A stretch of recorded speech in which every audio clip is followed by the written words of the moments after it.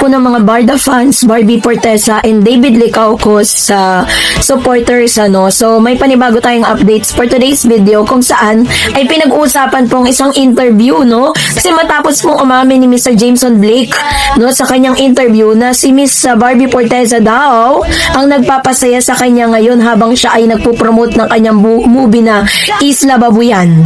Ay meron po siyang mga tagpo na talaga namang masasabi natin na kino-call out si Barbie Forteza dahil po sa hindi kagandahang mga balita lang po dito. Habang binabasa ko ito pong mga article na ito, maaaring ito rin po ang dahilan kung bakit parang hindi tila suportado ni Mami Ami, no? Ito pong si Jameson Blake para sa kanyang anak na si Miss Barbie Forteza dahil sa mga naglalabasang balita. Biruin po ninyo, yung pong bagong movie po ni Mr. Jameson Blake, hindi po kasama si Miss Barbie Forteza, pero si Barbie po ang pinupulutan sa interview. Anong ibig sabihin nito? So dahil po dyan ay umaaray at talaga namang nagrarant ang ilan sa mga Barbie Fortezas and Barda supporters na tila ba gamit na gamit di umano ang pangalan ni Barbie dito po sa bagong proyekto ni Mr. Jameson. Kasi nga naman matapos nga umamin, no, sa isa po kasing interview na isinulat din po nitong PEP, no, kung saan po sinabi po ng PEP Entertainment or Philippine Entertainment Portal na si Mr. Jameson Blake ay aminadong napapasaya di umano ni Miss Barbie Forteza. Sinabi nito na si Barbie Forteza daw ang kanyang source of happiness, no. Inamin niya po yan sa publiko na talaga namang sinakyan ng maraming mga media outlet, no, at isa na dito ang PEP. Sabi niya po dito, ayan, sabi dyan, abala si Jameson Blake sa promo ng launching movie Geraldine Jennings sa Isla Babuyan na mag-showing na sa October 1, 2025. Pero hindi pwedeng gumimik sina Jameson at Geraldine dahil mas pinag-uusapan pa rin kay Jameson si Barbie Forteza. Sabi dyan, matipid ang sagot ng kapamilya aktor sa ilang katanungan namin tungkol kay Barbie na katambal niya sa Kontrabida Academy. We got closer, sabi niya. We got close because of the movie. Doon kami nag-meet sa Kontrabida Academy. Napangiting sabi ni Jameson noong Biyernes, September 19 sa Robinson's Magnolia. May common interest. We like to run basta we're enjoying each other's companies together. Genuine naman talaga. That's genuine friendship relationship, you know. Whatever you want to call it, you know. Basta it's not all about the movie. Kamakailan lamang ay nasa social media rin ang pagpunta ni Barbie sa bahay nila sa Angeles City at pinakilala niya ito sa kanyang mami kasi she wants to visit sa Angeles, parang ganun. Nagtitaping siya around the area, hindi lang siya nakapag-explore around the area, parang ganun. Basta we're enjoying each other's company together, sabi ulit ni Jameson. Umabot na ba sa ligawan ng closeness nila ni Barbie? Nanliligaw na ba siya? Paano pa? Sabi niya, matagal-tagal siyang nag-isip. Sort of, I guess it's really paano ko sasabihin? Early stage kasi we just met dun sa movie so parang we wanna take our time to know each other on a deeper level. So dito po sinasabi ni Mr. Jameson na hindi pa pala talaga sila, wala pa pong namamagitan sa kanila, parang nasa getting to know each other pa lang sila. I respect her. She's very professional. That's why I look up to her nung first impression ko sa kanya, and very respectful, mabait siya, and very talented. Alam natin yun, nakita nyo yan sa movie. Basta pagkasama ko siya off-cam, parang she's really nice, very sweet, pero pag nasa scene na siya, parang nag-iibang tao, parang biglang ibang tao na siya. So I can see that she's very talented. Napapabalita rin na ang pagkikita ni na Jameson at dating boyfriend ni Barbie na si Jack Deberto at nag-uusap daw sila. Ang tanong, si Barbie ba ang pinag-usapan nilang dalawa? Wala naman. We didn't really get to talk so much. Yung napadaan lang, but we really didn't get to talk. Safe na sagot ni Jameson. Ngayon lang naging open si Jameson sa nararamdaman niya sa isang babae at kay Barbie lang niya ito ginawa, sabi niya. Mabilis ang sagot niyang oo sa tanong kung si Barbie ba ang nagpapasaya sa kanya ngayon. Wala naman. Syempre, we all deserve to be happy naman minsan. So wala, masaya ako, napangiting sagot ni Jameson.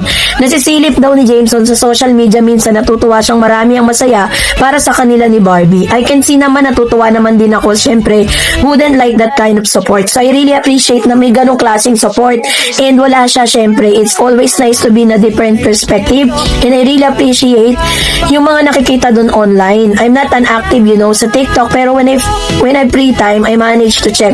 Tapos nakikita ko rin yung comments ng iba, natutuwa naman ako sa ni Jameson. mas bet ng fans sa kay Jameson Malik si Barbie kaysa kay David Licauco. So yun po yung ilan sa mga katanungan, ano. At this time is meron pa pong isang news na talaga namang grabe po yung sabi po ng isang news outlet naman, dahil matapos nga na parang itong si Miss Barbie, Mr. David or Mr. Jameson Blake, matapos niyang sabihin na si Barbie nga nagpapasaya sa kanya, may kalampungan, ano. Ito po sabi po ng Abante Tonight, tunay na tabloidista. Sabi ng title, Say Mo Barbie Fortesa, Geraldine Jennings napasabak sa laplapan lampungan kay Jameson Blake. So, ang sexy-sexy ng bagong aktres na si Geraldine Jennings, at hindi niya yon pinagdamot sa pelikula nila ni Jameson Blake. Ang bongga naman kasi dahil bukod sa sexy, super kinis din si Geraldine. At yun na nga, alam mong sariwang-sariwa at ngayon lang talaga nagpasilip ng alindog sa harap ng camera. Napakaraming sexy scene ni Geraldine sa pelikulang Isla Babuyan dahil karamihan nga naman niyang eksena niya ay nasa dagat. At syempre, maswerte si Jameson na siya ang nakauna kay Geraldine. My God! Yun nga lang dahil na rin siguro sa mga sexy scene sa pelikula kaya R18 ang rating na ibinigay ng MTRCB sa pelikula. Parang kasing ito pong pelikula na to, kala mo pang Viva Max eh. Anyway, aminado si Geraldine na maraming mahihirap na eksena siyang ginawa, lalo na sa mga confrontational scene nila ni Lotlot de Leon na gumanap na nanay niya sa Isla Babuyan. Actually, I find it easier kasi when they good, it bring it my best ability. So, it's better to have those kind of people to be working with me, sabi ni Geraldine. Aminado si Geraldine na paborito niyang mga eksena yung kasama sina Lotlot at Jameson. We're having fun, sabi niya. Kapansin-pansin din na marunong na siyang magsalita ng Tagalog. May mga eksena nga na kasi na nagtatagalog talaga siya. Si Geraldine ay nakabase sa United Kingdom. May tutor ako even though nasa UK ako. Kinakausap niya ako ng Tagalog. Kailangan sa film Taglish ang salita ko. So sorry kasi karakter ko balikbayan. Teka, bet ba niya si Jameson Blake? Attractive ba ang dating ni Jameson sa kanya? Of course naman, he's professional. Pero marami na rin kasing gwapo sa UK kaya baka normal na sa kanya mga itsura na tulad ni Jameson. Hindi naman marami namang gwapo sa Pilipinas. And it depends naman. You can stereotype naman. So, bet niya nga ang tulad ni Jameson at Tisoy. Yeah, I'm open, sabi ni Geraldine. O, anong say mo, Barbie Fortesa? So, kino-call out ngayon, ito pong tabloidista na to, ito pong si Miss Barbie Fortesa, matapos nga na mag-confess, itong girl na ito, na bet niya si Jameson Blake, ano. Pero I think ito naman po ay for the movie lang, kasi nga talagang ginagamit talaga, or gamit na gamit talaga yung pangalan nitong si Miss Barbie Fortesa sa mga ganitong pagkakataon, matapos siyang malink dito kay Mr.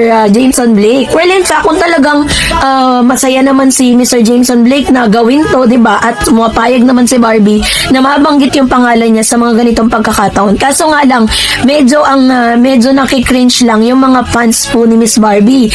At of course, ito na rin siguro yung mga manifestasyon kung bakit hindi ganun ka-approve si Mr. Jameson sa mami ni Miss Barbie Fortesa. Kasi nga yun, dahil sa mga sexy roles. Kasi baka nga naman kasi matag yung anak niya. Diba? Kasi alam natin na si Miss Barbie Fortesa, hindi naman sexy roles ang kanyang ginagampanan. Diba? So, medyo malaki kasi yung effect nun sa pagiging artista ni Miss Barbie Fortesa. So, kayo po, anong inyong saloobin patungkol dito? Mag-comment kayo sa comment section. Patuloy sa ating updates for today's video ay meron tayong napiling dalawang komento sa social media dito po sa ating pong post last Saturday, no? At dito po ay magbabasa tayo ng ating tinatawag na comment of the day. Sabi ni Miss Soledad Malongo, sabi niya, Madam, masaya ako para sa dalawa, kay David at kay Barbie. At sa unang hirit, palaging nabanggit ng daddy ni Barbie si David. Na-miss niya na ang dalawa na magkasama ulit sa movies or sa teleserye. Believe ako, Madam, sa daddy at mami ni Barbie kasi may tiwala sila kay David. Kasi si David may respeto at palagi nakaalalay kay Barbie at maalaga si David kay Barbie. At sana, dasal ko lang po na sana tumigil na ang mga bashers. Hayaan natin na maging masaya ang dalawa. Kasi ang gusto lang ng dalawa ay maging private ang love life nila para hindi masira. Kasi nadala na silang dalawa sa mga nauna nilang mga karelasyon. Sa tagal ng mga pangyayari na mga naghiwalay din ang dalawa ayaw nang maulit. Kaya private lang gusto nila. Kaya po sana naman tigilan ang dalawa at ang wish ko sa dalawa ay magkaroon sila ng marami pang pelikula at teleserye. God bless the both of you. Ayun, sabi nga ng kasabihan, diba, parang father or parents knows best, no? Alam po nila kung ano po yung mas nakakabuti sa kanilang anak. At alam ko po, naramdam din po nila kung sino ba talaga yung tunay na nagpapaligaya at nagpapasaya sa kanilang anak. Kaya hindi na natin yung pwedeng questionin kung bakit minsan talagang kahit po yung mga parents po kasi ni Miss Barbie Fortesa, mas komportable sila na si David Licauco ang laging kasama ng kanilang anak. Kaya tayo doon, talagang saludo tayo doon kay Daddy, sa Daddy po ni Miss Barbie Fortesa. At syempre lahat naman talaga tayo na miss natin na magsama ulit sila sa isang project. And then sabi naman ni Miss Maria Fortunato, Susana Isip, happiness, yarn, very well said. Alam na this mga ka-fans, David is genuine and sincere. Kahit ano pa ang sabihin ng mga batchers sa Barda, loyal na loyal kami. Kaya kayo mga detractors ng Barda, go lang and more power to all of you. Haha, ayan. Talagang masasabi natin na sa tagal din kasi nila sa showbiz na talagang masasabi natin na may mga gustong sumira sa kanila pong pagsasamahan, di ba, doon sa friendship na meron sila. Pero kahit ano naman pong sira ang gawin nila at kahit ano pong ilabas nila, hindi naman po talaga mabubuwag ang Barda. Kasi kahit naman po sa puso ni David at saka ni Miss Barbie Fortesa, gusto pa rin naman talaga nila makatrabaho ang isa't isa. So wala tayong duda doon na talagang they really miss each other na magkasama po sila sa isang project. Kaya naman let's wait and see dahil alam ko pong may plano ang GMA para sa dalawa. So eto na nga, pumunta na tayo sa ating proper topic for today's video kung saan nag-come up si Mr. David Licauco sa isang desisyon na talaga namang ikinagulat ng lahat. Alam po natin na kahapon is very historical po yung nangyari dahil po sa malakihang rally para po dun sa multi-million na flood control issue, multi-billions flood control issue kung saan naglabas po si Mr. David Licauco ng kanyang statement na talagang nagdesisyon siya at nag-come up siya sa ganitong desisyon. Sabi po ng isang balita at pinost din po ito ni David sa kanyang IG na gagawin niya ito para po at alam po natin na bilang isang businessman, isa yan sa pinaka parang sacrifice talaga yun. Alam natin na pag ginawa niya to, pwede pong mag-suffer yung kanya pong negosyo. Sabi po ng bandera and it was posted 4 hours ago by Therese Arceo. Sabi ng title, sabi po ng title niya is David Licauco isasara resto para sa mga empleyadong dadalo sa September 21 rally. Sabi niya marami ang humanga sa kapuso actor at tinaguri ang pambansang Ginoo na si David Licauco sa ginawa nitong pansamantalang pagsasara ng kanyang restaurant para sumuporta sa September 21 rally. Sa kanyang Facebook page ay ibinahagi ng aktor ang anunsyo na close muna ang kanyang restaurant sa White Plains para magbigay daan sa mga empleyadong nais dumalo sa malawakang kilos protesta. Sobra to go White Plains will be closing at 12 noon on September 21, 2025 Sunday so that our staff may exercise their freedom of expression and peaceful assembly by joining the strike, anunsyo sa Facebook page ng resto ni David. Pagpapatuloy nito, the sovereignty and spirit of the Philippine lies first and foremost with the Filipino people. The power of government is borrowed from the people and they are accountable to us, not the other way around. Ayun. So, yun po yung kanyang sinabi dito po sa kanya pong post. So, alam po natin na sobrang laki po ng kinikita ni Mr. David Licauco sa kanya pong negosyo. Diba? Dahil po talagang kilala na kasi yung restaurant niya. Pero sinacrifice na yon in line po doon po sa pakikiisa para po sa naganap na malawakang protesta, malawakan pong mga pagrarally sa iba't ibang lugar. Hinangaan naman po ng ilang mga celebrity ang mga celebrity na nakiisa dito po sa nasabing rally.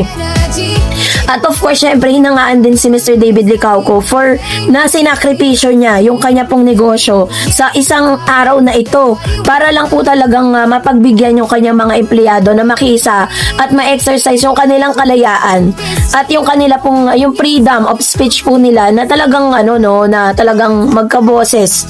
Dahil hindi lang naman po isang tao ang ninakawan ng mga government officials na ito, but of course, lahat po ng mga Pilipino na nagbabayad ng tax, talagang ano po yan, ninakawan po. Kaya talagang si Mr. David Licauco ay nakiisa rin, ano? Talagang nakita natin na na-present si Mr. David Licauco doon, ilang mga celebrities, diba? Pero yun nga, hindi nga lang natin nakita doon si Barbie, maging si Jameson Blake. No, talagang selected lang din talaga yung mga artista or maaaring na doon sila pero hindi nila ipinost yung kanilang sarili. No, so hinangaan po siya sa pagiging matapang ni David. So makikita natin dito na kapag merong gusto si David, kaya niyang ipaglaban. No, yun yung isa sa mga karakter na nakita at talagang bumulaga sa ating lahat. Na si David Licauco, kaya niyang manindigan, kaya niya na ipaglaban kung anong alam niyang para sa kanya. Kaya niyang ipaglaban yung mga bagay na alam niya na nasa tama siya. So bagay na hinangaan ng maraming mga supporters si David. Isa rin po sa mga nagpo-post doon na tuwa sila kay David Licauco kasi very ano lang siya, very para siyang normal na taong naglalakad lang at nagrarally doon. Parang doon po sa pagkakataon na yun ipinakita ng ilang mga celebrity na pantay-pantay ang lahat. Walang sikat, walang hindi sikat. Lahat po sila doon ay normal na Pilipino na nakikipaglaban doon po sa laban ng lahat para po sa graft and corruption. Kaya naman sobra po talagang hinangaan ng marami, no. So sana lang pati po sa love life ni Mr. David Licauco, pati sa taong gusto niya, ganon din yung pakikipaglaban niya. Alam ko pong ganyan ang isang David Licauco na talagang kaya po hinangaan siya ng marami. So natutuwa po tayong lahat na isa si David sa mga nakikiisa sa mga ganito. At marami rin mga tao talagang sobrang natuwa din no, na nakita po siya doon po sa place na yun. Kaya naman David Licauco and Bardab, laban lang, nakita na natin si David kung paano siya makipaglaban at mag-stand doon sa gusto niyang tayuan. So salamat po sa panonood po ninyo. Ano pong inyong saloobin patungkol dito, mag-comment kayo sa comment section. And that's it for today. For more videos and updates, please don't forget to like and subscribe, and please don't forget to follow my Facebook page, Dar Eds TV. God bless.